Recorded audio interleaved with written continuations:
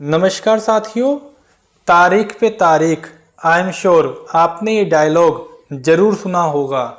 हाल ही में supreme court ने अदालतों के द्वारा प्रोसीडिंग को मुलतवी करने पर काफ़ी इम्पोर्टेंट ऑब्जर्वेशंस दिए हैं।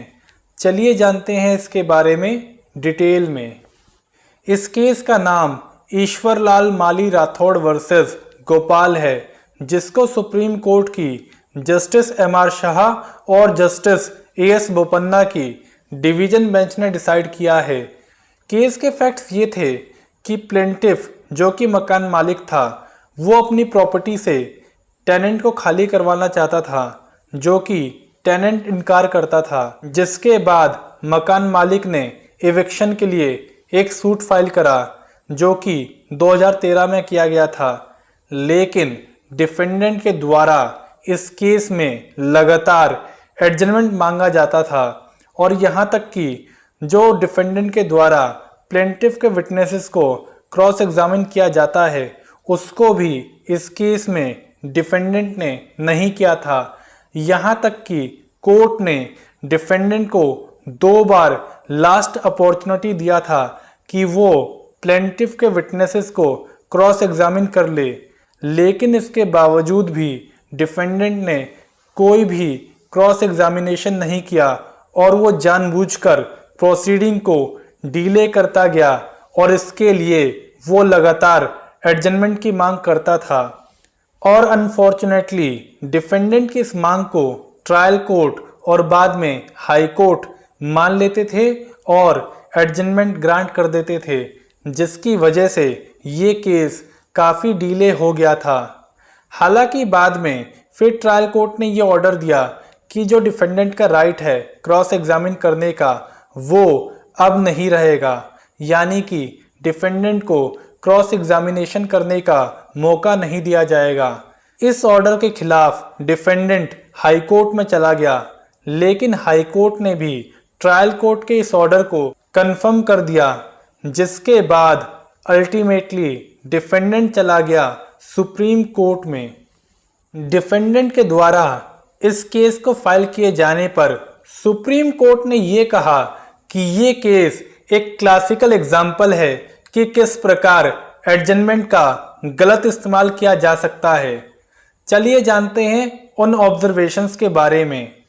सबसे पहला, पार्टीज के द्वारा जो लगातार एडजमेंट मांगा जाता है और कोर्ट के द्वारा उसको अलाउ कर दिया जाता है, ये प्रोफेशनल एथिक्स में बिल्कुल भी अलाउएबल नहीं है।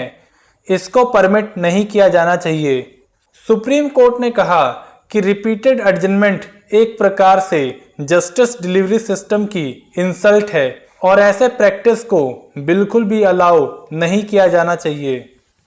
आगे सुप्रीम कोर्ट ने कहा कि इस वक्त जो जुडिशरी इतने सारे पेंडिंग केसेस के अंबारों से गुजर रही है, उसका एक कारण ये भी है कि पार्टीज बेवजह एडजमेंट मांगती हैं और कोर्ट्स उसको अलाउ कर देती है, जिसकी वजह से केसेस लंबे खींचते हैं और उसके बाद पेंडिंग केसेस बढ़ने लग जाते हैं।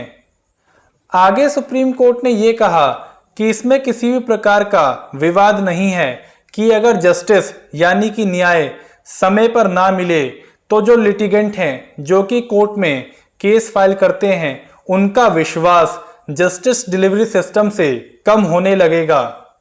सुप्रीम कोर्ट ने कहा कि अधिकतर ये एडजमेंट इसलिए मांगे जाते हैं कि जो टाइम पे जस्टिस मिल सके उसको डिले किया जा सके, ताकि जो लिटिगेंट है उसकी हिम्मत को तोड़ा जा सके।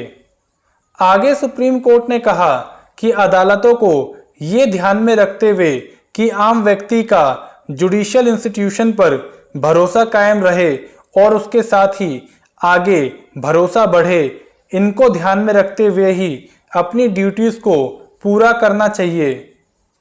और अगर कोई ऐसे प्रयत्न किए जाते हैं जिसकी वजह से आम व्यक्ति की जो जुडिशरी पे विश्वास है वो कम हो सके, ऐसे प्रयासों को डिस्करेज करने की आवश्यकता है। इसलिए सुप्रीम कोर्ट ने कहा कि कोर्ट्स को एडजमेंट रूटीन मैनर में और मैकेनिकली ग्रांट नहीं करना चाहिए। आगे सुप्रीम कोर्ट ने कहा कि वो इस फैक्ट से अवेयर हैं कि जब भी ट्रायल कोर्ट बेवजह की एडजमेंट को ग्रांट करने से मना कर देती है तो अक्सर उनको बार एसोसिएशंस की नाराजगी को झेलना पड़ता है। लेकिन सुप्रीम कोर्ट ने कहा कि जजेस को इसकी परवाह नहीं करनी चाहिए और जो उनकी ड्यूटी लिटिगेंट की तरफ है, जो कि कोर्ट में न्याय मिलने की आस से आते हैं, उनके प्रति होना चाहिए और कोर्ट के सारे प्रयास उसी की तरफ होने चाहिए ताकि लिटिगेंट को समय पर न्याय मिल सके।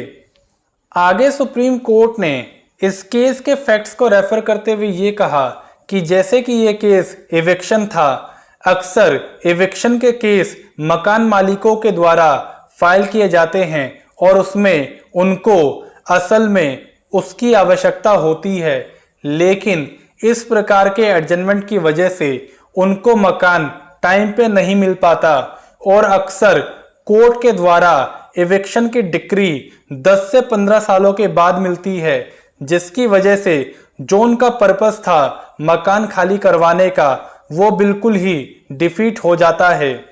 और इसका परिणाम ये होता है कि ऐसे लिटिगेंट जस्टिस डिलीवरी सिस्टम में अपने विश्वास को पूरी तरीके से खो देते हैं और बजाय कि अदालत में केस फाइल करके अपने रिलीफ को पाए, वो ऐसे रास्तों को अपनाते हैं जो कि कानून की नज़र में इल्लीगल होते हैं और वो रूल ऑफ लॉ को प्रभावित करते हैं। इसलिए सुप्रीम कोर्ट ने ये कहा कि अदालतों को एडजमेंट ग्रांट करते वक्त काफ़ी स्लो होने की आवश्यकता है, यानी कि एडजमेंट ग्रांट करते वक्त उनको इन सब कॉन्सिक्वेंसेस को भी ध्यान में रखने की आवश्यकता है। इसलिए सुप्रीम कोर्ट ने कहा कि एडजमेंट को रूटीन मैनर में ग्रांट नहीं किया जाना चाहिए। सुप्रीम कोर्ट ने कहा कि अब समय आ गया है कि एडजमेंट ग्रांट किए जाने वाले इस कल्चर को बदलने की आवश्यकता है ताकि जो लिटिगेंट का विश्वास और भरोसा है जुडिशियल डिलीवरी सिस्टम पर वो कम ना हो और रूल ऑफ लॉ कायम रहे। इन ऑब्जर्वेशंस के बाद सुप्रीम कोर्ट ने इस एसएलपी को, जो कि डिफेंडेंट के द्वारा फाइल की गई थी, उसको डिसमिस कर दिया। और फाइनली इसी प्रकार की लेटेस्ट अपडेट के लिए विधि गंगा को सब्सक्राइब करके बेल आइकन को ऑन करना ना भूलें।